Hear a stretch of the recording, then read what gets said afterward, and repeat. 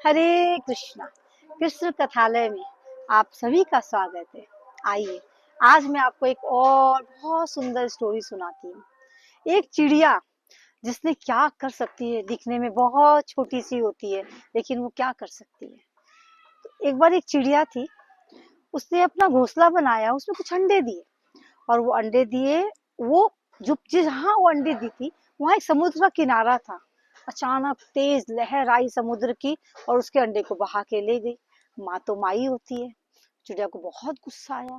उसने वो गई और जाके समुद्र से प्रार्थना करी कि हे समुद्र जी देवता, आप मेरे अंडों को, मेरे बच्चों को मुझे वापस कर दीजिए।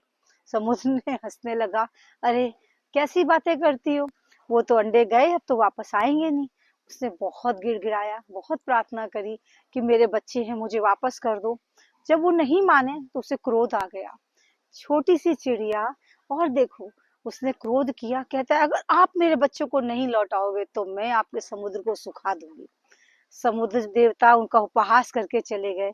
नन्ही चिड़िया मेरा क्या बिगाड़ेगी, वो लेकिन दृढ़ थी।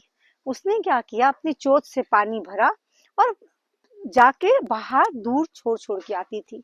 अब आप सोचो, इतना विशाल समुद्र, एक छोटी सी चिड़िया चोंच में पानी भर भर के और वो छोड़ छोड़ के दूर जा रही है। क्या वो समुद्र सुखा पाएगी? लेकिन नहीं, उसकी दृढ़ता थी। वो अपने कार्य में लगी रही। धीरे धीरे धीरे धीरे सब जगह फैल गया कि चिड़िया है नन्ही सी, जो समुद्र सुखाने में लगी हुई है। सभी को बहुत दया आई, बहुत सारे पंछी आए उनकी मदद करने के लिए।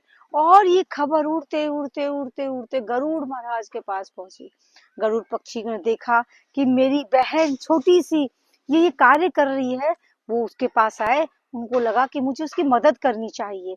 जाके उन्होंने समुद्र देवता को बोला, हे समुद्र देवता, आप इस चिड़िया के नन्हे नन्हे बच्चों को, अंडों को वापस करिए, और अगर आप ऐसा नहीं करेंगे तो मैं फिर क्या करूंगा वो आप जानते हैं।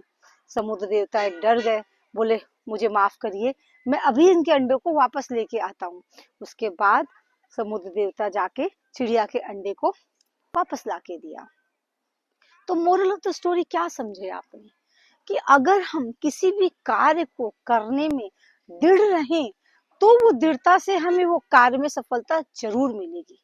वैसे ही क्या होता है, जब हम कृष्ण भावनामृत में होते हैं और हमसे कहा जाता है कि आप माला करो, भगवान की सेवा करो, भगवान आपको मिलेंगे, तो हम सोचते नहीं जी, हमें तो माला में मन ही नहीं लगता, और हम एक माला, आधी माला कभी करते हैं, कभी नहीं करते हैं, और हम उसको ऐसे ही बिना उसके सोचे समझे वो कार्य को किए जा रहे हैं, तो छोड़ देते। कुछ समय बाद ऐसा लगता है कि नहीं, ये नहीं हो रहा, हम छोड़ देते हैं, हम दृढ़ नहीं रहते। हमें चिड़िया की स्टोरी से क्या है कि दृढ़, अगर हम दृढ़ता पूर्वक कृष्ण भावना भावित में लगे रहें, भगवान की सेवा करिए, भगवान का नाम लें, तो भगवान कहते हैं कि मैं तुम्हें, तुम्हारे सभी कष्टों को दूर करूंगा और तुम्हें अपनी भक्ति और प्रेम प्रदान करूंगा।